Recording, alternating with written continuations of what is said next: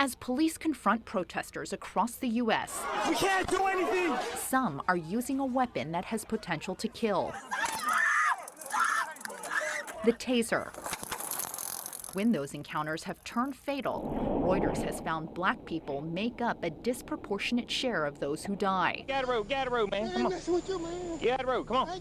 Come on. Reuters documented more than 1,000 cases through the end of 2018 in which people died after being shocked by police with the Taser, nearly all since the early 2000s.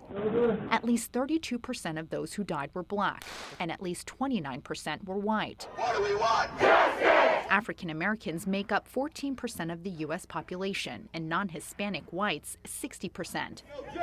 No peace! Reuters was unable to document the race in 13% of the deaths involving people of Hispanic ethnicity. What are you doing? The race was also unknown in the remaining 26% of the cases. The deaths illustrate a challenge for U.S. law enforcement at a time when protests over police killings have thrown a spotlight on their tactics.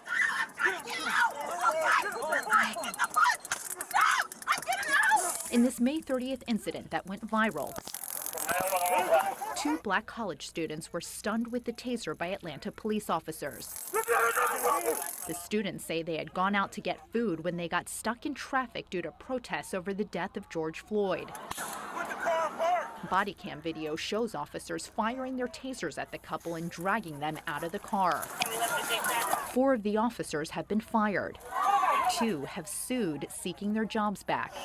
An attorney representing the 2 officers says he believes the firings were politically motivated.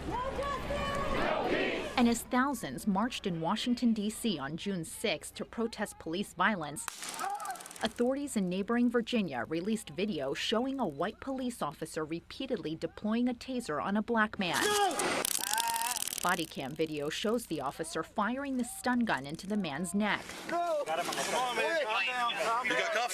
As officers tried to subdue him, he could be heard crying out for help.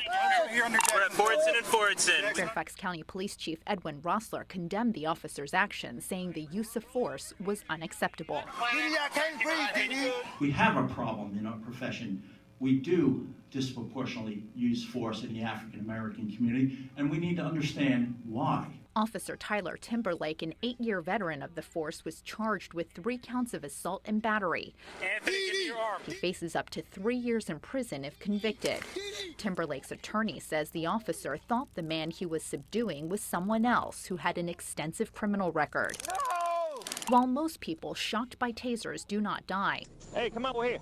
some confrontations involving the weapon end in death.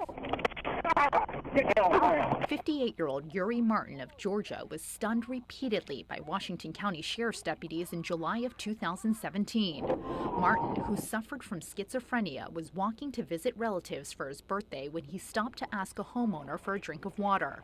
The homeowner called police to check out Martin, quote, a black man. What the heck's going on, God? God, what the heck's going on, God? What the heck's going on? When deputies arrived, they fired their taser 15 times, according to court documents. What's going on with him? Is he breathing? An autopsy ruled he died of cardiac arrhythmia due to police restraint. Tiffany Hodge is an attorney representing the family. And what's going on with the country, with George Floyd, that happens more often than we know in these small towns, and you don't hear about it. Is he breathing? Last November, a judge granted the 3 deputies, all white, immunity from prosecution just weeks before they were to go to trial on murder charges in Martin's death. The deputies had pleaded not guilty. I don't think he is. The judge ruled the deputies acted in self-defense and that their use of the taser was justified and reasonable. The district attorney appealed the ruling, and the case is scheduled to be heard before the state Supreme Court later this summer.